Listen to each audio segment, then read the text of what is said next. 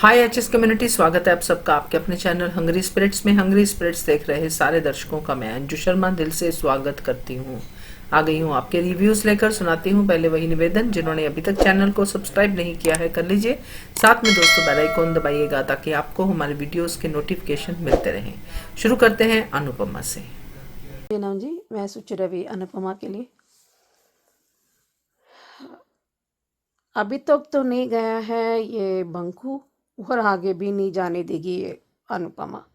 इसको भी हल दिखाएगी और ऑफ कोर्स बात तांडव करेगी। ए बंकू, क्या कर इतना डिसरिस्पेक्ट? वो इंसान है ना, मेहनत करता है ना, बड़ों को सम्मान करता है, सेवा करता है, और उसी से इतना घटियापन। इसलिए बाकी भी कर रहे हैं। अच्छे दिन ही बाकी दिमाग नहीं है।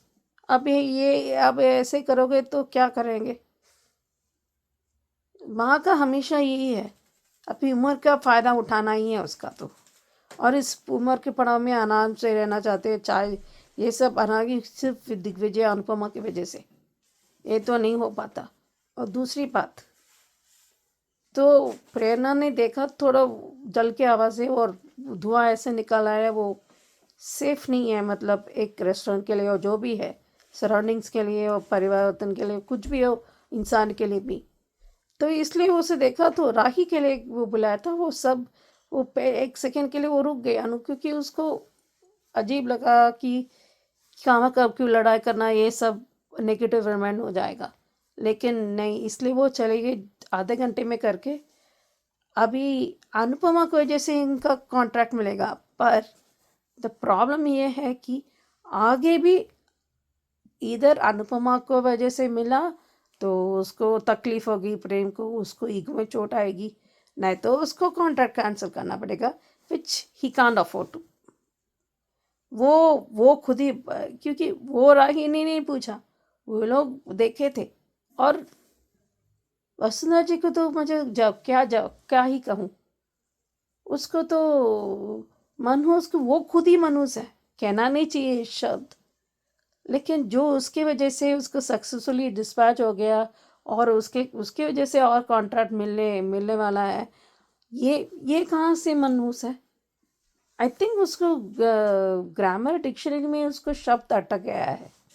और तीसरी बात, मुझे ना प्रेम आजकल combination of Gautam and Vasundhara, उसको ड्रामा पसंद है। ये तोशु मनाज की बदौलत से उसको और लत मिल गई, उसको लत हो गया ये गौतम को। और ये ड्रामा मूवी देखने के लिए तो जैसे वो एडवांस बुकिंग के लिए वो ऐसे खींच के लेके जा रहा है। बाबूजी क्या ही कहें तोशु को, इसको पता होना चाहिए। अभी और ड्रामा करेंगे वो 2 दिन इसकी वजह से। अभी वो लेके जाओ, वो लगो बड़ा पर सरकास्टिक टॉन्ट, उसको तो अभी एक खींच कर थप्पड़ मारना चाहिए। कई बार एक थप्पड़ काफ़ी होती है प्रेम के लिए। वो इसलिए भागा जा रहा है इतना तबीयत बिगाड़ने, इस सिर्फ नेगेटिविटी के अंदर की वजह से, क्योंकि अनुभव को कुछ नहीं मिलना चाहिए। गधेड़ा ये तो उसकी वजह से उसकी मिल रहा है। अभी वो उसकी पूंछ, उसके सर, उसके बाल अभी अनुपमा के हाथ में होगा, क्योंकि जो हरकतें कर रहा है ना। और बाकी है तो राही तो दंग हो गई, तो और ब्लेम गेम। अभी तो श्रुति आने बाकी है, उसका भी है। अभी वो उसकी तरफदारी जो शाह शब्द बोले कि नंबर बढ़वाने के लिए, और श्रुति भी कमाल है, मैं कैसे भेजूँगी, ये क्या काम है, ये नहीं कर सकती। फिर उसके बाद जो जो मीठे शब्द जो शहद के भिगो के वो बात करेगी। अभी तो अगर उसको समझ गई तो वही भला हो, अगर नहीं समझ पाए तो कोई उसको समझा नहीं पाएगा राही को। अभी देखते हैं बंकू का क्या होगा। हेलो अंजू जी, नवीन जी नमस्ते, और सभी को सुजाता का प्यार भरा नमस्ते। एपिसोड देखा, अच्छा था। ये अनुपमा जो है बंकू को आवाज़ दे रही है और दिग्विजय जी उसको कुछ बताने की कोशिश तो कर रहे हैं, पर तब तक वहाँ पे बंकू आ गया है। और उधर बा को भी बंकू की बड़ी याद आ रही है। इधर प्रेम की तबीयत खराब हो गई है और वो राही से कह रहा है कि तुम्हें संभालना होगा, और इतना सा तो 50 लोगों का काम करना कोई इतना सा काम नहीं होता। भैया यहाँ भी मतलब अनुपमा भी के साथ भी ये 7-8 लोग काम करते हैं, तब जाके उनका काम होता है। और लेकिन इन लोगों ने तो राही को मेरे ख्याल में फौलाद का समझ लिया है कि जो है वो सब कुछ कर लेगी, संभाल लेगी, पैक भी कर लेगी अकेली।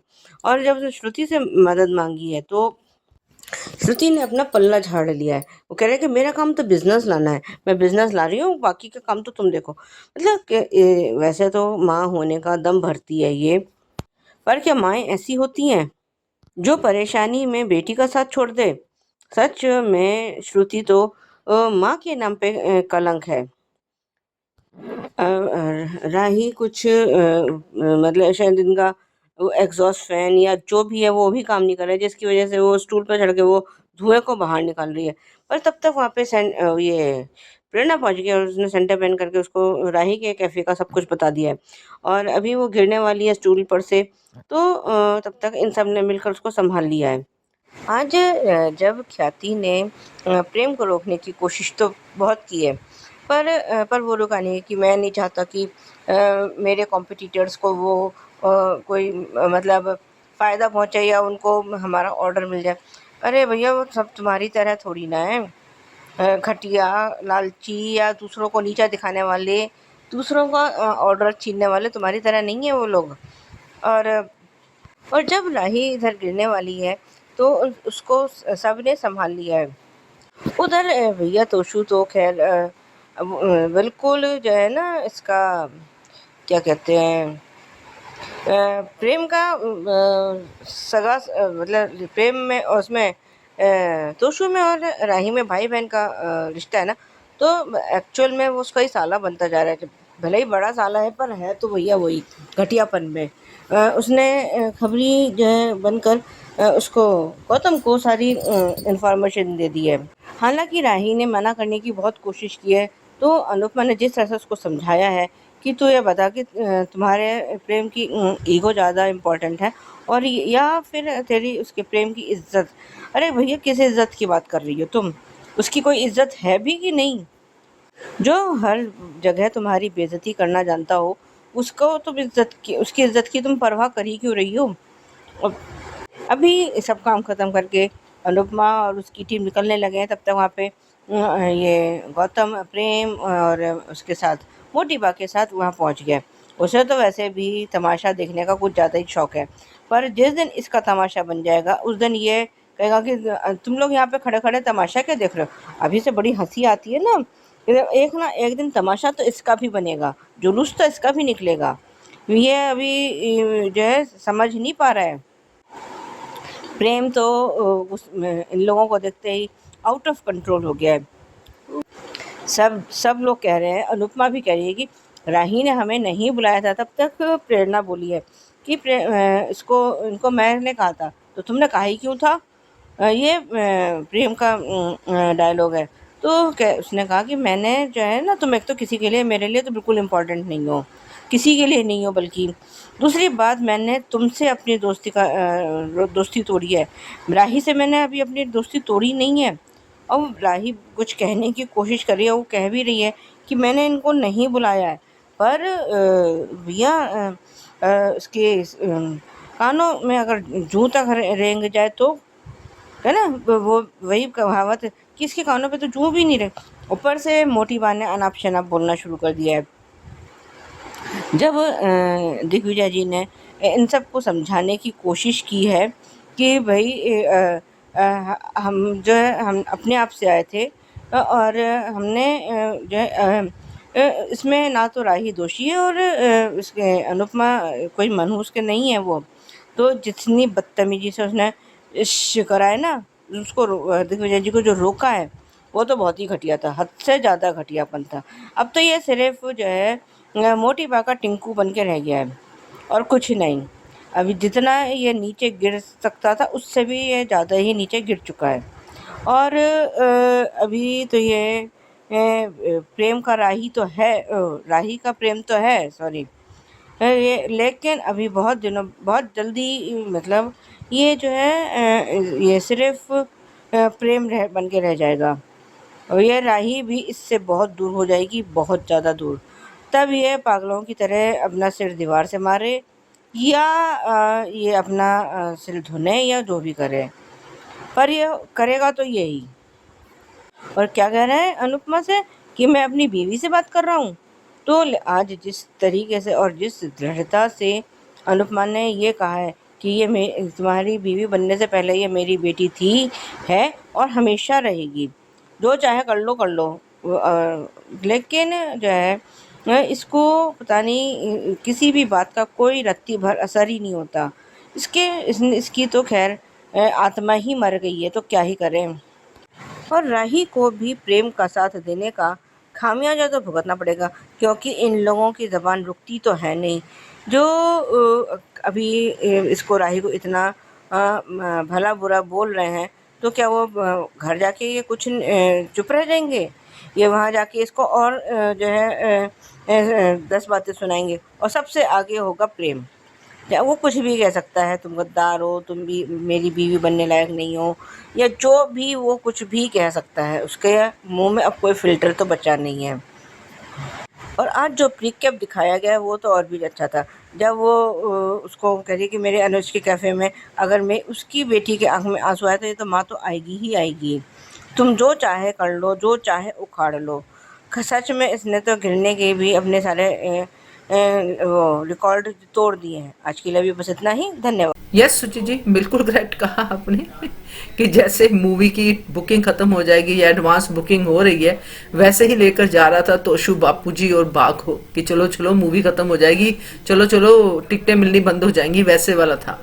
सो बढ़िया आपका रिव्यू। और बिल्कुल सही कहा आपने श्रुति के बारे में कि ये अब तो बाकी है, श्रुति आएगी तो ड्रामा तो और बढ़ेगा। बिल्कुल सही बात है, वो हम कल के एपिसोड में देखेंगे। बढ़िया रिव्यू। और सुजाता जी आपने भी बिल्कुल करेक्ट कहा है। क्यों आखिर अनुपमा को प्रेम की इज्जत बचाने की जरूरत ही क्या है? परवाह क्यों है इतनी, जिसने किसी की भी इज्जत की परवाह नहीं की?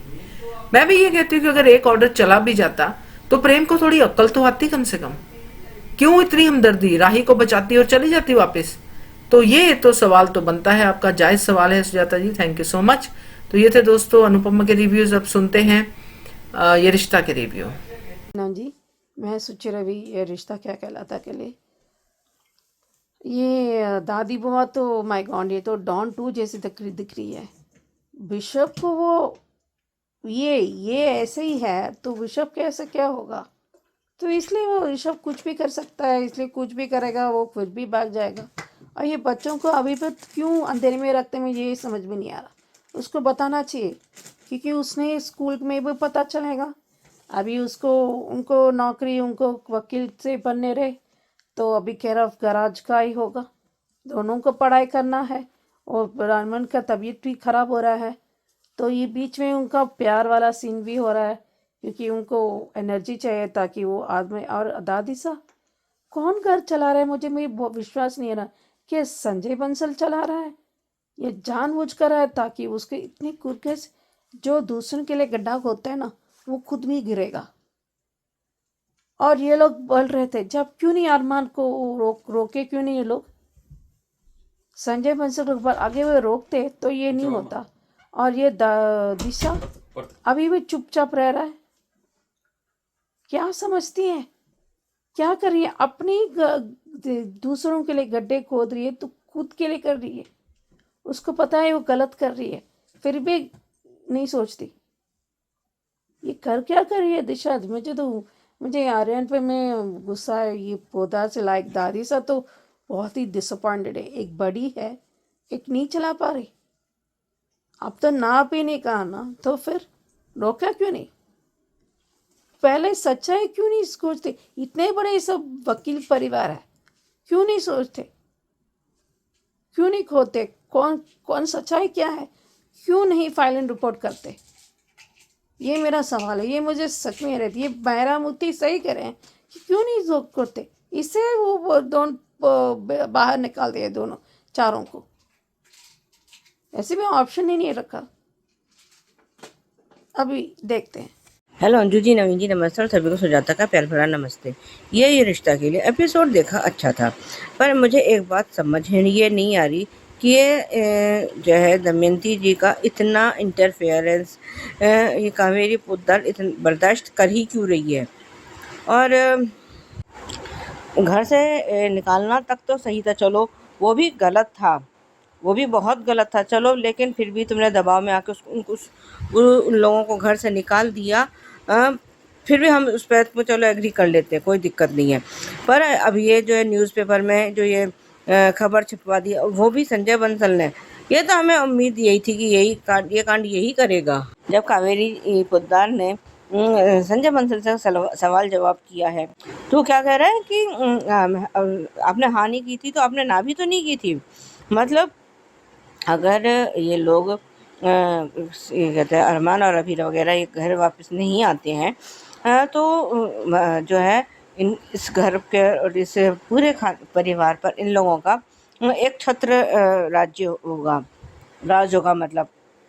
आज लेकिन अरमान मुझे बड़ा मज़ेदार लगा जब वो उठ के आया है और अबीरा की हंसी नहीं रुकी है।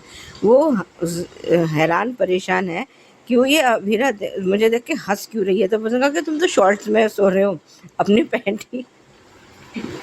बड़ा मज़ेदार, बहुत अच्छा था, फनी बहुत था। आज अभी तो मायरा जो है यहाँ एडजस्ट होने की कोशिश तो कर रही है।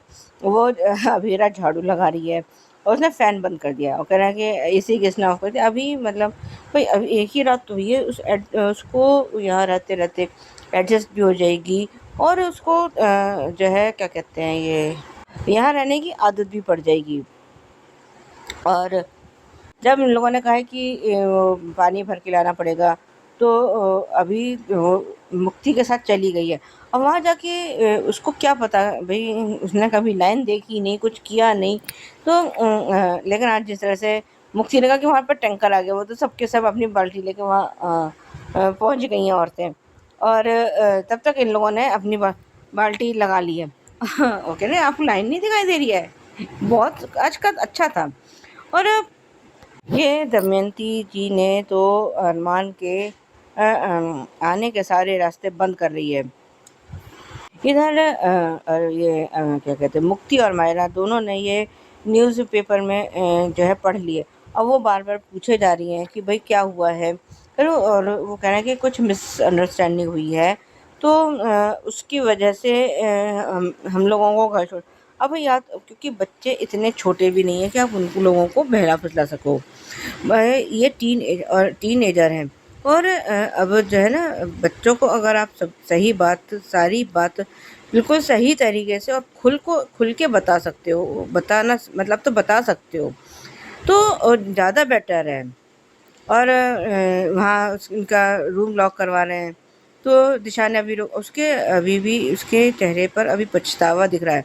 और ये मुझे तो ये भटकती आत्मा की तरह दमयंती जी क्यों दिखाई देती रहती, क्यों घूमती रहती है। घर पोद्दार का है या इसका खुद का घर है।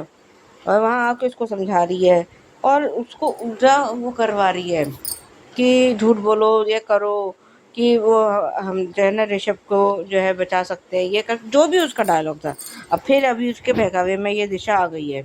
अभी इधर और अरमान और अबीरा को इस न्यूज़ से जो है धक्का तो पहुंचा और पहुंचना भी चाहिए क्योंकि उन लोगों को तो ये उम्मीद ही नहीं थी कि अब उनको तो यही लग रहा है कि ये सब कांड जो है दादी साहब ने करवाया है क्योंकि जो है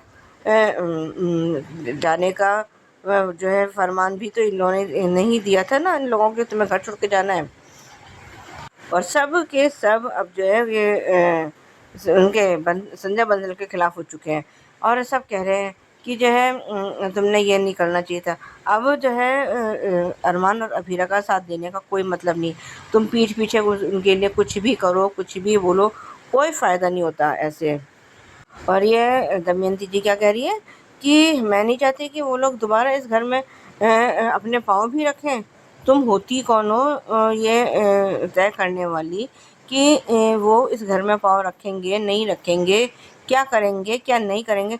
अभी तो खैर पोद्दार्स को उसकी स्थिति ही नहीं पता और जिस दिन ये पता चल जाएगी उस दिन क्या ये कावेरी पोद्दार रुक जाएगी या ये मनोज चाचू और मीनू चाची रुक जाएंगे? और इतनी बड़ी बात सुनने के बाद भी मुझे तो नहीं लगता कि दमयंती जी की सेहत पर कोई असर भी पड़ेगा। वो कहेंगे कि वो अपने कर्मों का फल भोग रहे हैं। तभी तो वो गलत थे। उन्होंने मेरे निर्दोष ऋषभ पर झूठे इल्ज़ाम लगाए थे, इसलिए अरमान के साथ ये ऐसा कुछ हो रहा है। ये दमयंती जी पक्का कह सकती हैं। अब अभीरा अरमान को जो है आराम देने के लिए, क्योंकि उसको हैवी डोज की जो दवाइयाँ दी जा रही है तो उसको उससे नींद आती है। वो अरमान का सारा काम करने के लिए राज़ी है और करेगी भी। पर जो है अब देखते हैं कि अरमान इसमें इसकी कुछ मदद कर पाता है कि नहीं कर पाता है, क्या होगा क्या नहीं होगा वो तब आगे वक्त बताएगा। अगर आज यहाँ पर विद्या होती तो ये एक सिरे से ना दमयंती जी और दिशा की तो बैंड बजा डालती। और ये दिशा उसको अभीरा को कुछ मैसेज कर रही है कि मैं आपसे मिलना चाहती हूँ, कुछ करना चाहती हूँ। तब तक वहाँ पे ये ऋषभ आ गया है और ऋषभ ने ये उसको मैसेज करते देख लिया है। अब वो पूछ रहा है, अब वो क्या जवाब देगी अब ये तो कल ही पता चलेगा। और जो प्रीकेप दिखाया है उसमें अरमान किसी केस के सिलसिले में से कोर्ट जाना है और उधर शायद अरबीरा निकल चुकी है। अब किसी से वो फ़ोन पे बात कर रही है तो उसने बता दिया है कि उसकी हालत ठीक नहीं है। खैर आज के लिए भी बस इतना ही, धन्यवाद। यस सुचि जी, बच्चों को भी ऐसे अंधेरे में रखना अच्छा नहीं होता। वो इतनी छोटी बच्चियां भी नहीं है कि ये बात ना समझ सके, तो बताना चाहिए, क्योंकि बाहर से पता चलेगा तो मुश्किल हो जाएगी। बाहर वाले अपने हिसाब से बताएंगे, क्योंकि हर जगह चर्चा तो होगी ही, स्कूल में, गली मोहल्ले में, सब जगह पे। तो बिल्कुल करेक्ट कहा आपने। तो सुजाता जी आपने भी सही कहा है कि कावेरी पोद्दार दमयंती से इतनी दब क्यों रही है, समझ में नहीं आ रहा। ये तो बहुत ही आउट ऑफ सिलेबस वाला काम हो गया। दमयंती से कावेरी पोद्दार दब रही है, गारंटी किस बात की मांग रही है ये दमयंती? अगर कल को ऋषभ भी कल्प्रिट निकला तो फिर क्या करेगी? तो ये सवाल क्यों नहीं कावेरी पोद्दार ने पूछा वापस? तो ये है। तो बढ़िया रिव्यू आप दोनों के, थैंक यू सो मच। अब सुनते हैं सुजी जी का रिव्यू क्योंकि पे। हाँ जी, मैं सोच रहा हूँ क्योंकि सास कभी बहू थी। मैं देखिए, उसने बहुत, तुलसी ने जिस तरह बात को समझाया था उसको पता चल जाए कि उसको उसके मेहनत के काबिल, उसको जो पावर ऑफ अटॉर्नी में से भी I am against of giving power of attorney anything. And वैसे भी उसका रियो का भी है एक्सपीरियंस, लेकिन इनका उनका एक्सपीरियंस उसको पहले से है बिजनेस, क्योंकि वो काम करता था यूएस में। पर इंडिया में बिजनेस इंटरनेशनल वो इंडिया के बिजनेस वो अलग हो गए, बायने अदर रूल्स, और इंटरनेशनल इंटरनेशनल लाइसेंस वो अलग होता है, क्योंकि अनुज कपाड़े उनका वो ऐसा करता था।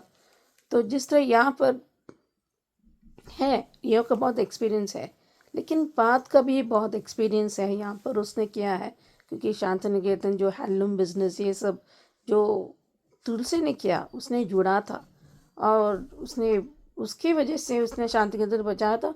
और करण ने भी बचाया था, करण ने भी मदद की घर के खर्च के लिए, तो वो भी किया था उसने, ऐसे नहीं किया था। लेकिन फर्स्ट करना अपने प्यार से सब किया था। और जिस तरह नंदिनी नीति को बेइज्जत कर, वो गलत बात है। जिस तरह बोल करते, वैसे भी वो उसको हक नहीं था। नीति अभी 2 दिन आए हैं, वो थोड़ा अदब से अब बात कर सकती थी, लेकिन वो गुस्से में के मान मर्यादा या सभ्य या वो बहुत भूल गई थी कि अभी भी नियति बाहर आई है। हाँ, उन्होंने अपनी चालाकी और बदनाम करने के लिए या बदलाव पूरा करने के लिए आई है, लेकिन जिस तरह रियांश देख रहा था उसको पसंद नहीं आ रहा था उसको बेइज्जत करने में। लेकिन रियांश ने कभी भी नंदिनी को बेइज्जत नहीं किया था, वो तमीज़ में था। तो उसको समझना चाहिए था कि वो ऐसा करना नहीं चाहिए था। और मैं समझती हूँ उसको गुस्सा है, उसको जायज़ है, उन दोनों को वो उसको पता है कि वो क्या कर रहे हैं। लेकिन आप एनिमी को और आपको सम्मान वो करना पड़ेगा।